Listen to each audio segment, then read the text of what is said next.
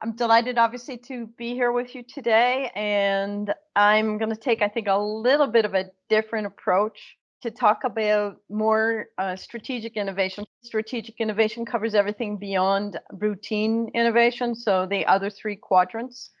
And my background, I'll probably get into this a little bit more because I'm going to share a few stories that I've been through in the innovation front. But my background is essentially coming out of the telecom industry. I was involved in new business opportunities at Bell Canada, working also with the US, the regional Bell operating companies at the time. I was also vice president of new venture development at Nortel Networks. And then for the last 20 years, I've been leading a company called the R Innovation Group. I'm very much focused on taking everything that we learned over at least the first 20 years of my career and then working with companies to make it work for them. So that's just a very brief background on who I am. So I was kind of thinking about, what do we really want to talk about in the context of what's going on with the innovation agent and all the great work that's happening at the European Union level. And I started to say, okay, well, I think we're talking about a few constellations that are part of our innovation universe, and we really need to bring them together. And one is the whole idea of the cross-industry connections, and what do they really mean? And is your industry, from an automotive point of view, truly unique? And then the next one is like, who are the innovation catalysts and the agents, and what do they need to do to be able to enable innovation, and also what do they need to do to be able to be successful? And then the bodies of knowledge that are being created. And I don't know how many of you might know John Besant, but he's a professor at Exeter University, and he'll say that we've had bodies of knowledge for 100 years around innovation. I would say, yes, we've had pockets, but have we really had a systems view? And so I will also share with you a little bit about what we're doing to start to think about innovation management as a system and how do you connect it. And then maybe some more provocative questions about, do you really know how to design your future? What does it take if you want to truly transform your organization and move into more of a strategic or mission-driven approach? And then are you prepared actually to be able to invest in developing a sustainable innovation capability to do so? And the word sustainable here is not in the sustainability context of environment and so forth. It's really around the fact that we know that many companies embark on the journey to build capabilities for innovation, and they will get going for 3 to 4 years and then proceed to shut them down, only to resurrect them a few years later as the leadership changes, the strategy changes, and so forth. So the key that we have found is that you need to actually be able to start the capability, evolve the capability, and be able to sustain it. And so what do you need to do to be able to make that happen? The big question that has been on many of our minds is that when we're looking at innovation, the word is everywhere and it's also nowhere, because a lot of times we have executives that will say, we want innovation everywhere in our company. And our question is always, do you really want innovation everywhere in your company? Yes, you want innovative thinking everywhere in your company, but the idea of innovation as a discipline and bringing out the outputs, it's not necessarily going to be in your manufacturing area that you want to be being innovative at that point in time. You obviously want quality to come out. And if you have too much experimentation taking place, then that's not obviously the area for being to do that. So what we start to do is we really talk about the whole area of mindset. And what we find is that we get stuck in these mindsets of what we think to be true today rather than what is possible for tomorrow. And one of the quotes that I found, and it was actually part of a movie, and I saw it as it was showing up there, is that came from Mark Twain. And it's not what you don't know that gets you into trouble. It's what you know for sure that just ain't so. And so many of us think we know, but do we really know what's going on? And as you move into the world of uncertainty, there are many assumptions that we're making, and often those assumptions are the ones that get in the way of our success. So I'm going to also frame a little bit the world of uncertainty in a few slides. But first, I wanted to just kind of say, from a cross-industry connections point of view, it's like, what do they mean? And as I mentioned earlier, is your industry truly unique? From an innovation point of view, everybody has these gooses that can actually lay eggs of solid gold. And everyone in their organizations have people that say that it's a distraction from the core. They say that we have no budget for these goose related expenses, but then they also see parts of the innovation that could be valuable for them. And so they'll take, say, the feathers and the liver, but then the true potential of the innovation is lost. And so what we often see is a term that we've come up with called incrementalization, where it gets brought down to the lowest common denominator. It gets brought down to what fits with what we know rather than what is possible. And the reason why this is happening is that we actually have these operational systems in play that are very dominant, and they normally have the tendency to squash what's happening more from an entrepreneurial point of view. And so from a strategic innovation perspective, our whole focus is how do we make room so that these gooses can actually continue to lay these solid gold eggs and actually get to the true potential of an opportunity that can result in a growth platform for the future. It can even result in a new business area or even a new business that a company can actually explore. I wanted to share with you a little bit about my experiences. And as I mentioned, I've been around, and I was in the telecom industry when a lot of change was actually occurring.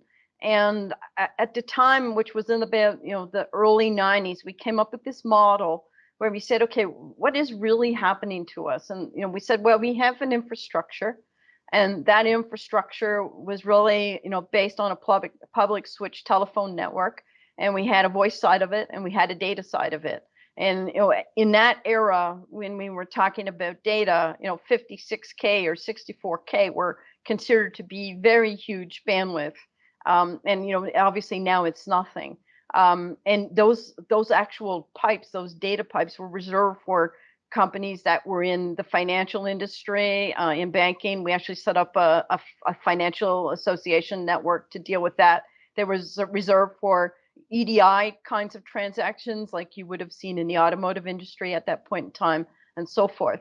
And then we had the interface part, and we started asking ourselves questions about what was really going to happen into the future.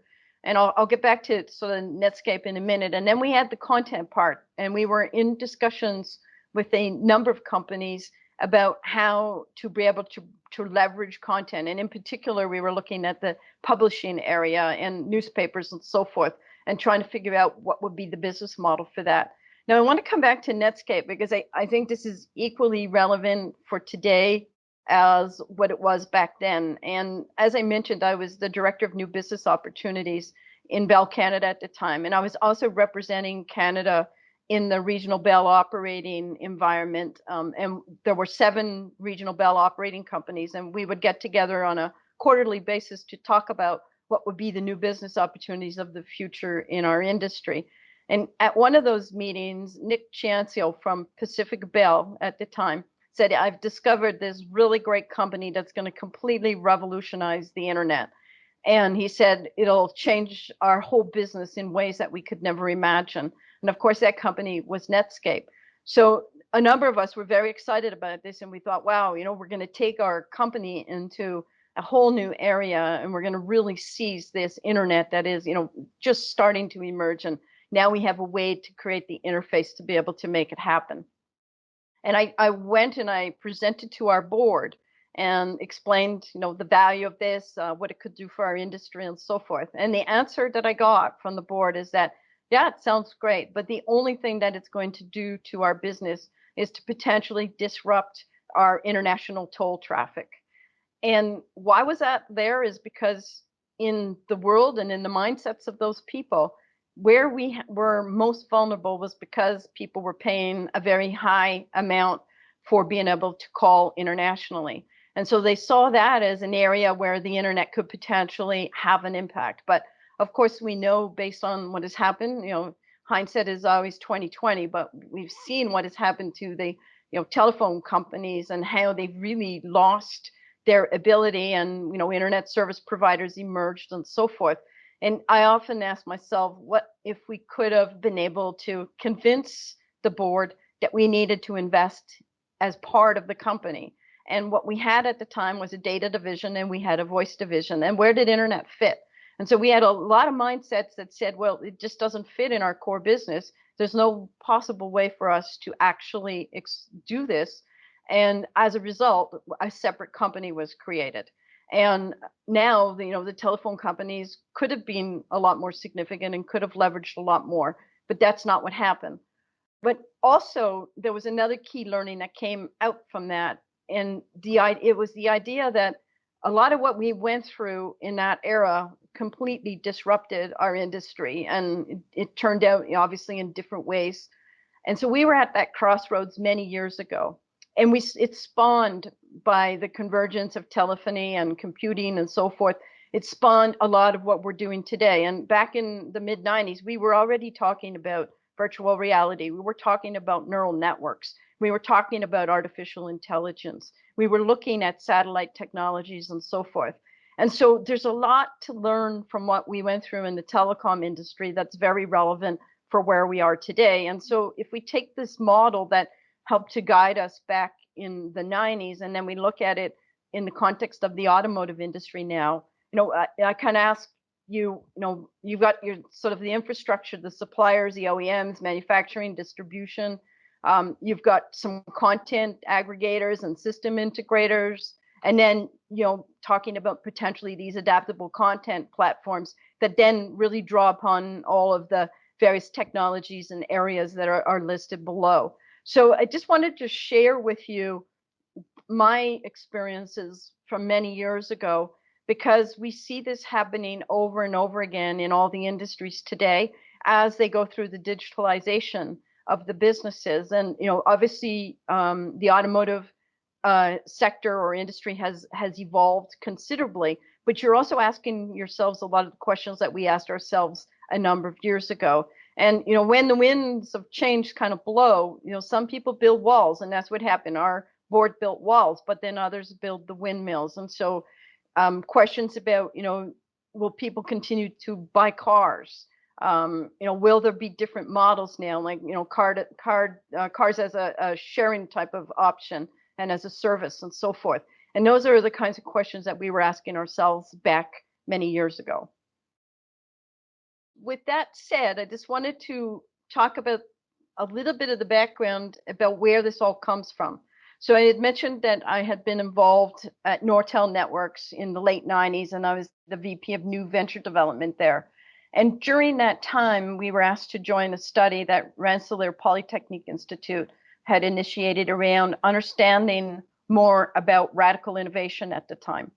And as a result of that study, a number of phases actually occurred. And what happened, the very first question was back in 1995, is that we knew that a phase gate or a stage gate approach did not work for breakthrough type of innovation, but we didn't know what did. And so we started studying a number of companies and came up with the idea of what do these projects need to do differently to be successful. And so the first book that came out was really about radical innovation and how do mature companies outsmart upstarts, or how can they do so? After learning that the projects needed to work differently, then we also found that in order for the projects to be successful, they have to have the right environment to do so. And that launched the next phase of the research, was to try to understand what would a system look like for innovation management, and in particular for more the strategic innovation lens. And we've evolved our language from radical innovation in the 90s to breakthrough innovation in the 2000s, and to strategic innovation more recently, because it is really more all-encompassing. As I mentioned, the idea that it's anything really beyond the routine innovation. And then finally, the third phase was really around the people side, and understanding that in the end, it's all about the people. And this is a very important part, because we also realized that it's not just one role in innovation. There are many roles in innovation, and not everybody is well suited to each of those roles. And so you need to match the people with the right roles in order to also be successful.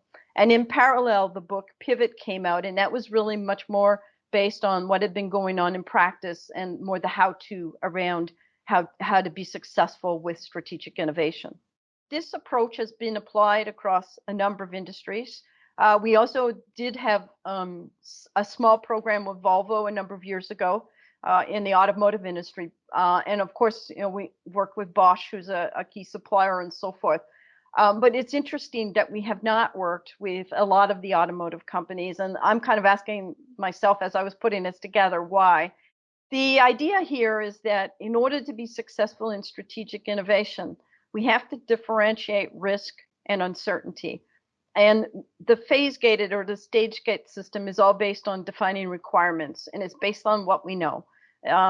Therefore, we are managing risk, but we're not really dealing with uncertainty. When we move into the world of uncertainty, the end game is not clear. We don't know what the outcomes are going to be. The only way we're going to be able to figure that out is through learning and by going through what we call these cycles of learning or these learning loops in order to reduce uncertainty. And so instead of being driven by requirements, we're driven by the questions that we need to ask through this learning.